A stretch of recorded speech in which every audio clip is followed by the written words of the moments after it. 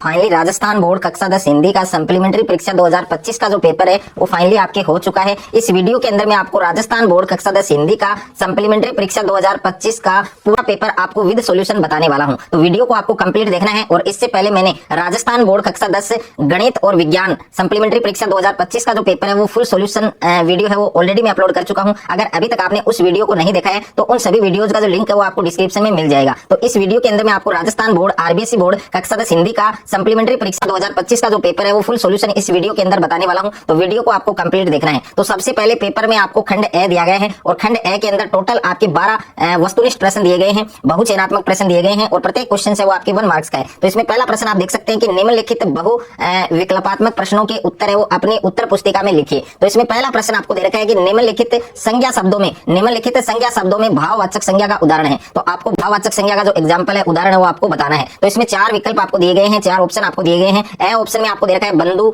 और B option में दे रखा है आपके एकता और स ऑप्शन में दे रखा है मीठा और दे ऑप्शन में दे रखा है गाना। तो भाववाचक संज्ञा है उसका उदाहरण कौन सा होगा? तो भाववाचक संज्ञा का उदाहरण है आपके ऑप्शन नंबर बे होगा एकता। ओके, यानी यहाँ पर 4 विकल्प आपको दिए गए हैं। इसमें कौन सा विकल्प कौन सा ऑप्शन आपका करेक्ट होगा? बे ऑप्शन आपका सही होगा। अगर आपने इसमें बे ऑप्शन किया है तो ये आपका एकदम सही है। उसके बाद में सेकंड क्वेश्चन आपको दे रखा है कि जो सोएगा सो खोएगा वाक्यांश में सर्वनाम का भेद है। तो इसमें आपको सर्वनाम का भेद आपको बताना है कि जो सोएगा सो खोएगा। तो इस वाक्यांश में इस वाक्य में कौन सा सर्वनाम होगा? तो ए ऑप्शन में दे रखा है पुरुषवाचक सर्वनाम और बे ऑप्शन में दे रखा है निश्चयवाचक सर्वनाम और स ऑप्शन में दे रखा है संबंधवाचक सर्वनाम और दे ऑप्शन में दे रखा है आपकी पर्सनवाचक सर्वनाम। तो इस प्रश्न का सही उत्तर आपके क्या होगा? ऑप्शन नंबर स होगा संबंधवाचक सर्वनाम। उसके बाद में नेक्स्ट है आपके तीसरा क्वेश्चन आपको दे रखा है, क्वेश्चन नंबर 3 आपको दे रखा है कि शहनाई कौन से वाद्य यंत्र के समान है? तो शहनाई है वो कौन से वाद्य यंत्र के समान है वो आपको लिखना है। तो ए ऑप्शन में दे रखा है तबला और बे ऑप्शन में है पखावज और स ऑप्शन में दे रखा है मंजीरा और दे ऑप्शन में दे रखा है नाग सवरम। तो शहनाई है वो कौन से वाद्य यंत्र के समान है? नाग सवरम के समान है। तो इसमें दे ऑप्शन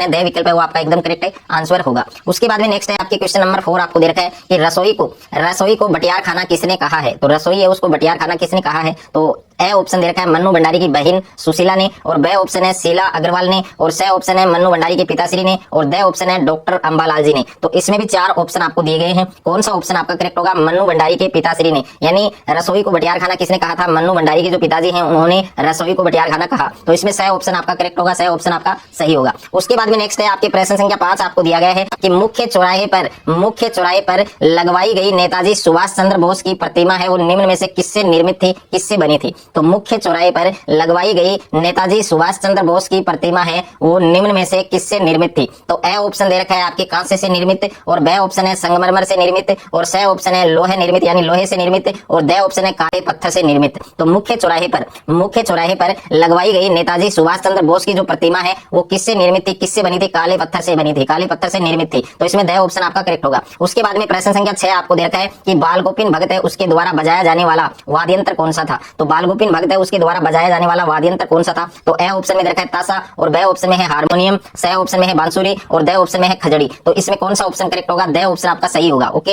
यानी बाल गोपिन भगत है उसके द्वारा बजाया जाने वाला वाद्य यंत्र कौन सा था? खजड़ी था। तो इसमें दे ऑप्शन आपका सही होगा। उसके बाद में प्रश्न संख्या 7 आपको दे रखा है कि निम्नांकित में से नागार्जुन की काव्य कृति कौन सी है? तो आपको नागार्जुन है उसकी काव्य कृति बतानी है। तो ए ऑप्शन में दे रखा है कुकुरमुता, बे ऑप्शन में है मैं मिलिट्री का बूढ़ा घोड़ा, स ऑप्शन में है घर का रास्ता और दे ऑप्शन में है कानन कुसुम। तो नागार्जुन की काव्य कृति कौन सी है? इसमें कुकुरमुता है। तो इसमें ए ऑप्शन है वो आपका करेक्ट होगा। उसके बाद में नेक्स्ट है आपके प्रश्न संख्या 8 दे रखा है कि शिव धनुष भंग खंडित होने से क्रोधित होने वाले ऋषि का नाम क्या है? तो शिव धनुष भंग खंडित होने से क्रोधित होने वाले ऋषि का नाम क्या है? ए ऑप्शन में दे रखा है महर्षि विश्वामित्र, बे ऑप्शन में है महर्षि वशिष्ठ, स ऑप्शन में है परशुराम जी और दे ऑप्शन में है महर्षि अत्रि। तो शिव धनुष भंग खंडित होने से क्रोधित होने वाले ऋषि का नाम है परशुराम जी। तो इसमें स ऑप्शन है वो आपका करेक्ट होगा, स ऑप्शन आपका सही होगा। उसके बाद में प्रश्न संख्या 9 आपको दे रखा है कि गोपियों ने योग साधना को बताया है। तो जो गोपियां हैं उन्होंने योग साधना को क्या बताया है? तो ए ऑप्शन में है कड़वा करेला और बे ऑप्शन में है कड़वी ककड़ी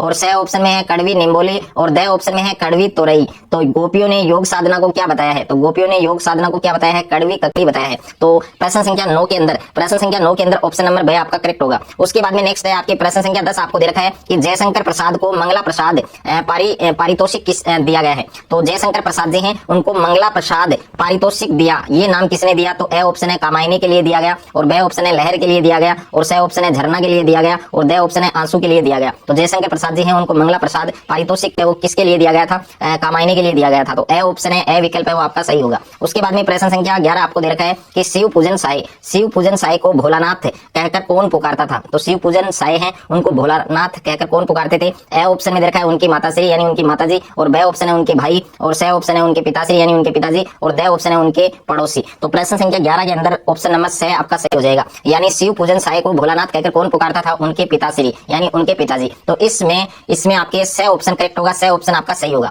प्रश्न संख्या 12 आपको दे रखा है कि गाइड फिल्म की जो शूटिंग स्थल है उसका नाम है। तो गाइड फिल्म की शूटिंग स्थल का नाम क्या होगा। ओके, यानी गाइड फिल्म है उसकी शूटिंग स्थल का नाम क्या होगा। ए ऑप्शन में है गैंगटॉक, और बे ऑप्शन में है कभी लॉन्ग स्टॉक, और स ऑप्शन में है युमथांग, और द ऑप्शन में है लायुंग। तो इसमें भी 4 ऑप्शन आपको दिए गए हैं, यानी गाइड फिल्म की जो शूटिंग स्थल है उसका नाम क्या होगा, कभी लॉन्ग स्टॉक होगा। यानी प्रश्न संख्या 12 के अंदर कौन सा ऑप्शन करेक्ट होगा, कौन सा ऑप्शन सही होगा, बे ऑप्शन आपका सही होगा। उसके बाद में नेक्स्ट है आपके प्रश्न संख्या 2 आपको दे रखा है। प्रश्न संख्या 2 में आपको दिया गया है कि निम्नलिखित प्रश्नों के रिक्त स्थानों की पूर्ति कीजिए। तो इसमें रिक्त स्थानों की पूर्ति आपको करनी है। तो इसमें पहला प्रश्न है कि 2 लीटर दूध है, वाक्यांश में कौन सा विशेषण होगा। तो 2 लीटर दूध वाक्यांश है, उसमें कौन सा विशेषण होगा। तो इसमें होगा आपके परिमाणवाचक। ओके, यानी इसमें आपके कौन सा विशेषण होगा, परिमाणवाचक। तो इसमें आपको परिमाणवाचक लिखना था। ओके, इसमें आपको क्या लिखना था, परिमाणवाचक विशेषण लिखना था। तो 2 लीटर दूध है, इसमें परिमाणवाचक विशेषण होगा। उसके बाद में नेक्स्ट है आपके दूसरा आपको दे रखा है कि ऐसे अवयव शब्द जो क्रिया की विधि या रीति को व्यक्त करे, यानी ऐसे अवयव शब्द जो क्रिया की विधि या रीति को व्यक्त करे क्या कहलाते हैं।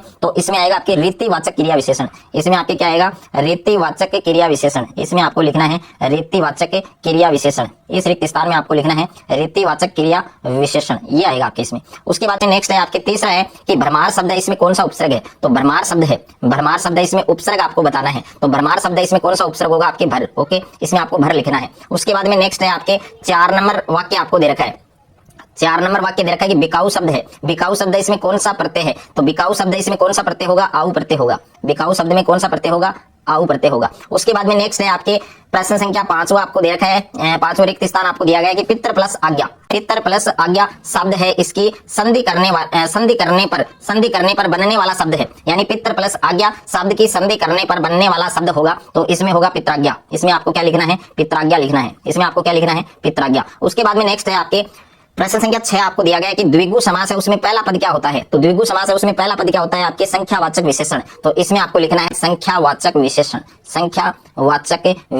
इसमें आपको लिखना है संख्यावाचक विशेषण। अब देखिए आपके टोटल 12 क्वेश्चन आपके वस्तुनिष्ठ थे, आपके बहुचयनात्मक प्रश्न थे, और प्रत्येक क्वेश्चन आपके 1-1 नंबर का था। तो 12 नंबर तो ये, और प्लस में 6 आपके रिक्त स्थान वाले, यानी 12 और 6 18। अब 18 में से कितने आपके सही है, कितने आपके गलत हैं, वो आपको कमेंट बॉक्स में जरूर बताना है। उसके बाद में देखिए तीसरा प्रश्न आपको दे रखा है कि निम्नलिखित अपठित गद्यांश को पढ़कर दिए गए प्रश्नों के उत्तर अपनी उत्तर पुस्तिका में लिखिए। तो ये वाला गद्यांश आपके टोटल 6 नंबर का है। इसमें 6 प्रश्न आपको पूछे गए थे। तो गद्यांश वो बहुत ही इजी था, आपके सरल था। इसमें पहला प्रश्न आपको पूछा गया था कि प्रस्तुत गद्यांश का उचित शीर्षक लिखिए। दूसरा है कि हमारे पूर्वजों ने नारी के लिए क्या कहा। और तीसरा है स्त्रियों को किन नामों से संबोधित किया जाता है। और 4 नंबर है कि देवासुर संग्राम में किसने अपने अद्वितीय कौशल का परिचय दिया था, और हमारा समाज कैसा था। और छठा प्रश्न दे रखा है स्वतंत्र शब्द का विलोम शब्द लिखिए। तो स्वतंत्र शब्द का जो विलोम शब्द है वो आपने क्या लिखा, वो आपको कमेंट बॉक्स में जरूर बताना है। उसके बाद में प्रश्न संख्या 4 आपको दे रखा है कि निम्नलिखित अपठित पद्यांश को पढ़कर दिए गए प्रश्नों के उत्तर अपनी उत्तर पुस्तिका में लिखिए। तो ये टोटल आपके 6 मार्क्स का है। ओके, तो इस पद्यांश को पहले आपको अच्छे से पढ़ना है, आराम से पढ़ना है। उसके बाद में इसमें जितने भी क्वेश्चंस आपको पूछे गए हैं, प्रत्येक क्वेश्चन का आंसर आपको आराम से देना है। तो इसमें टोटल 6 क्वेश्चन आपको पूछे गए हैं। इसमें पहला क्वेश्चन आपको दिया गया कि अपठित पद्यांश का उचित शीर्षक। तो उचित शीर्षक क्या होगा, कमेंट बॉक्स में बताना है। दूसरा है बूंद द्वारा कहा गया शब्द आहे किस भाव को व्यक्त करता है। बूंद की चिंता का विषय क्या है। बूंद के साथ किन किन लोगों की समानता दिखाई गई है। और बूंद को समुद्र की ओर कौन ले गया। और बूंद मोती किस प्रकार बन गई।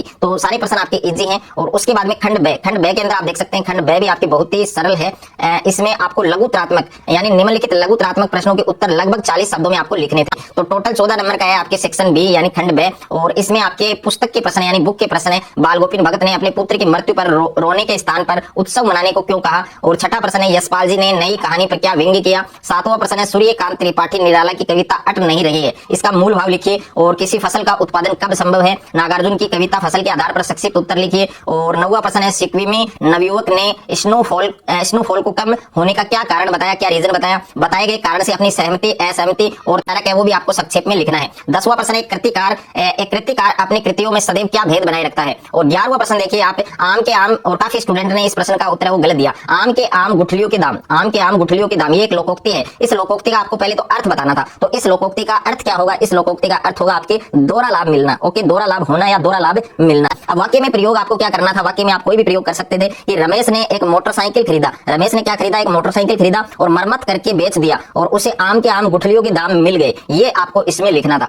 उसके बाद में देखिए खंड से है आपकी, सेक्शन सी है और इसमें प्रश्न संख्या 12 आपको दे रखा है कि निम्नलिखित पठित गद्यांश को ध्यानपूर्वक पढ़कर पूछे गए प्रश्नों के उत्तर अपनी उत्तर पुस्तिका में लिखिए। तो ये आपको गद्यांश दिया गया है, इस गद्यांश को पहले आपको पढ़ना है। उसके बाद में इसमें टोटल 4 क्वेश्चन पूछे गए थे, इन 4 क्वेश्चन के आंसर आपको देने थे। उसके बाद में प्रश्न संख्या 13 है, इसमें आपको पद्यांश दिया गया था, तो पद्यांश को भी आप आराम से पढ़े। उसके बाद में इन सभी क्वेश्चन के आपको आंसर देने हैं। उसके बाद में प्रश्न संख्या 14 ये आपकी बुक का क्वेश्चन है और इसके अथवा में भी प्रश्न दे रखा है, तो अथवा वाला भी अगर आप करना चाहें तो कर सकते हैं, बट दोनों में से एक आपको करना है। और प्रश्न संख्या 15 है आपके संगतकार कविता के आधार पर एक संगतकार ने मानवीय व संवेदनशील व्यक्तित्व है उसका चित्रण आपको करना है। और अथवा में यह दंतुरित मुस्कान कविता के आधार पर एक माँ की महत्व को आपको समझाना है। और प्रश्न संख्या 16 ये भी आपकी बुक का प्रश्न है, तो इसमें 2 प्रश्न दिए गए हैं, दोनों आपको करने हैं। खंड द के अंदर आपके प्रश्न संख्या 17 माता का अंचल पाठ है, उससे ये क्वेश्चन आपके लिया गया है और अथवा में भी दे रखा है, तो अथवा वाला अगर आप करना चाहें तो ये कर सकते हैं। प्रश्न संख्या 18 के अंदर आप देख सकते हैं निम्नलिखित विषयों में से किसी एक विषय पर दिए गए बिंदुओं की सहायता से लगभग 300 शब्दों में आपको निबंध लिखना था। तो निबंध किस किस टॉपिक पर, एक तो समय का महत्व है, दूसरा है आंखों देखी दुर्घटना और तीसरा है बढ़ती तकनीक सुविधा या समस्या और 4 नंबर है शिक्षा और रोजगार। उसके बाद में प्रश्न संख्या 19 आपको दे रखा है कि स्वयं को राजकीय उच्च माध्यमिक विद्यालय